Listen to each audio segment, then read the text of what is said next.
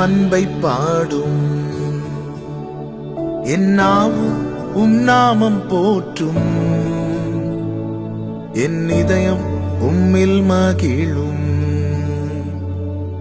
எனக்கென்றும் நீர் போதும். இயேசு கிறிஸ்துவின் இனிய நாமத்தினாலே உங்களுக்கு என் அன்பின் வாழ்த்துக்கள். கர்த்தர் உங்களை ஆசீர்வதிப்பாராக. இந்த நாள் ஒவ்வொருடைய வாழ்க்கையிலும் மகிழ்ச்சி நாளாய், ஆசீர்வாதமான நாளாய் கர்த்தர் மாட்டி தருவாராக. ஆதியாகமம் 41வது அதிகாரம் 51வது வசனம்.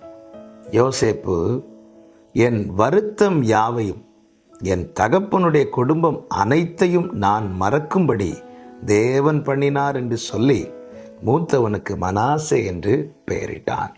கர்த்தருடைய பரிசுத்த நாமத்திற்கு மகிமை உண்டாவதாக.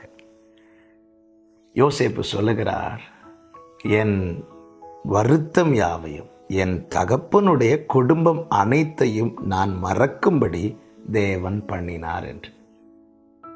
புரியும்படி சொல்ல வேண்டுமானால், என் சகோதரர்களால் எனக்கு நேரிட்ட தீங்கு அல்லது எனக்கு துரோகம் பண்ணின என் சகோதரர்களுடைய அந்த தீமையான செயலை நான் மறக்கும்படி தேவன் பண்ணினார்.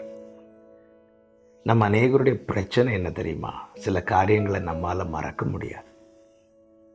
மன்னிப்போம், ஆனால் மறக்க மாட்டோம். 4 வருஷம் 5 வருஷம் பேசாமல் இருந்து விட்டு மன்னித்து பேசுவோம், ஆனால் அவர்கள் செய்த அந்த காரியத்தை நாம் மறக்க மாட்டோம். ஆனால் இங்கே யோசேப்பு என்ன சொல்லுகிறார் தெரியுமா? தேவன் மறக்க பண்ணினார் என்று. அப்படி என்றால் ஒரு காரியம் தெளிவாய் தெரிகிறது, மனிதன் செய்யும் தீங்கை நாம் நம்முடைய இருதயத்தில் வைத்திருக்க கூடாது. அப்படி வைத்திருப்போமானால் என்ன உண்டாகும்? அவர்கள் மேல் நமக்கு கசப்பு உண்டாகும். அந்த கசப்பு என்ன செய்யும் தெரியுமா? வேதம் தெளிவாய் சொல்லுகிறது, கசப்பு என்னும் வேர் நமக்கு வரும் கிருபைகளை போக்கடிக்கும். மனிதன் செய்யும் தீமையை நான் என் மனதில் வைத்திருப்பது நிமித்தமாக எனக்கு வரும் கிருபைகளை அந்த கசப்பு என்னும் வேர் போக்கடிக்குமானால் அதனால் நஷ்டம் அவர்களுக்கல்ல, அதனால் நஷ்டம் எனக்கே. கர்த்தர் சொல்லுகிற வார்த்தை இதுதான். பழிவாங்குதலும் பதில் செய்வதும் என்னுடையது என்று கர்த்தர் சொல்லுகிறார். உன்னை தொடுகிறவன் என் கண்மணியை தொடுகிறான். அந்த அளவுக்கு தேவன் நம்மை விசேஷமாய் வைத்திருக்கிறார். அநேகர் செய்யும் தீமையான காரியங்கள் நம்மால் மறக்க முடியாதது உண்மைதான். ஆனால் அதே வேளையில் தேவனிடத்தில் நாம் நம்மை ஒப்புக் கொடுக்கும்போது தேவன் என்ன செய்கிறார்? அதை மறக்க பண்ணுகிறார். இங்கே யோசேப்பு அதுதான் சொல்லுகிறார், தேவன் மறக்க பண்ணினார். அப்படி மறக்க பண்ணினதுனால் உண்டான நன்மை என்ன? வேதம் சொல்லுகிறது, யோசேப்பினிடத்தில் சகோதரர்கள் பயந்து நடுங்கி நிற்கிறார்கள். தாங்கள் செய்த காரியங்களை மனதில் வைத்து பழி வாங்குவானோ என்று பயந்து நிற்கும்போது யோசேப்பு என்ன சொல்லுகிறார் தெரியுமா? ஆதியாகமம் 45:7 பூமியிலே உங்கள் வம்சம் ஒழியாமல் இருக்க உங்களை ஆதரிக்கிறதற்காக பெரிய ரட்சிப்பினால் உங்களை உயிரோடு காப்பதற்காகவும் தேவன் என்னை உங்களுக்கு முன்னே அனுப்பினார் என்று.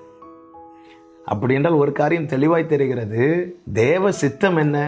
சகோதரர்களை உயிரோடு வைக்கணும், சகோதரர்களை ஆதரிக்கணும். சகோதரர்கள் செய்த தீங்கு அவன் மனதில் இருந்திருக்குமானால் இந்த காரியத்தை அவனால் செய்ய முடியாது. அப்படி என்றால் அந்த தீமையான காரியம் உள்ளே இருந்தால் என்னதான் செய்திருப்பான்? பழிதான் வாங்கியிருப்பான். தீமையான காரியம் உள்ளே இருந்தால் தேவ திட்டம் இங்கே அவனால் நிறைவேற்ற முடியாமல் போய்விடும். தேவன் இப்படி ஒரு உயர்வை, இப்படி ஒரு மேன்மை, இப்படி ஒரு ஆசீர்வாதத்தை கொடுத்தது பிறனை பழி வாங்குவதற்கல்ல, தேவ திட்டத்தை நிறைவேற்ற. நம்மிடத்திலே தான் நியாயம் இருக்கலாம், ஆனால் அதே வேளையில் எனக்கு ஒருத்தங்க செய்த தீமையை நான் மனதில் வைத்து கர்த்தர் எனக்கு தந்த அதிகாரத்தையோ அல்லது கர்த்தர் எனக்கு தந்த ஆசீர்வாதத்தையோ எனக்கு தந்த அனுகூலத்தையோ நான் பிறரை பழிவாங்க பயன்படுத்துவேன். ஆனால் அவ்விடத்தில் நான் தேவ சித்தத்துக்கு மாறான செயலை செய்கிறேன் என்று அர்த்தம். தேவ பிள்ளைகளை நன்றாய் புரிந்து கொள்ளுங்கள். மறக்க முடியவில்லையா சில காரியங்களை? ஆண்டவரிடத்துல கேளுங்க. யோசேப்பை, ஆண்டவரே சகோதரர்கள் செய்த தீங்க மறக்க பண்ணினீங்களே ஆண்டவரே, என்னையும் மறக்க பண்ணுங்க ஆண்டவரே. சில காரியங்களை என்னால் மறக்க முடியலை ஆண்டவரே. ஆண்டவரிடத்துல கேளுங்க, ஆண்டவர் அதை செய்வாருங்க. ஆமென். சர்வத்தை புதுப்பிக்க வல்லமை உள்ளவர். பாகாலை குறித்த நினைவே இல்லாமற் போக பண்ணுகிறவர் ஆண்டவர். ஓசியா 2 சொல்லப்பட்டிருக்கிறது.